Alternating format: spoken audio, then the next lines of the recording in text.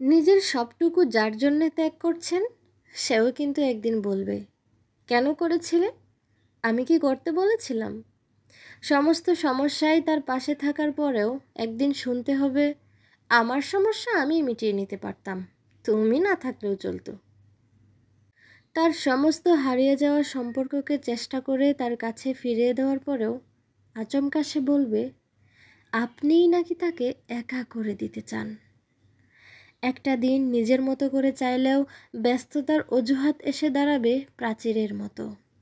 আসলে অনুভূতিগুলো মরে গেলে রয়ে যায় শুধু যুক্তি আর তর্কের পাহাড়।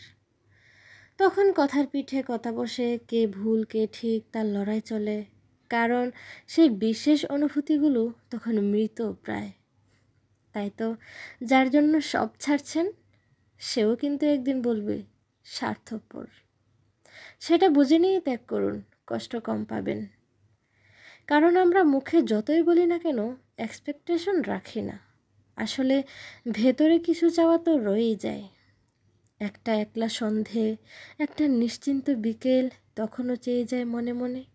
তাই তো আঘাতগুলো আঘাত হয়ে আসে আর আমরা নতুন করে ভেঙে পড়ি। যার জন্যে মনকে বারংবার বলি, চলো জটিল হয়ে যায়, কিন্তু অবাধ্য মন তবুও আশা ছাড়তে ছাড়ে না। কারণ আশা থাকলে আশা ভঙ্গও থাকবে নিশ্চিত। জীবনটা না ঠিক পাহাড়ের বাঁকের মতো মনে হয়, অসম্ভব রহস্যময়। আজ যেটাকে নির্ভেজাল ভালোবাসা মনে হচ্ছে, কাল সেটাকে মনে হবে শুধুই বোঝাপড়া। কারণ আমাদের জীবনটাই তো এরকম, আমরা যার জন্য সব কিছু করি সে কখনোই বুঝতে চায় না। ভালো থাকুক প্রিয় মানুষগুলো।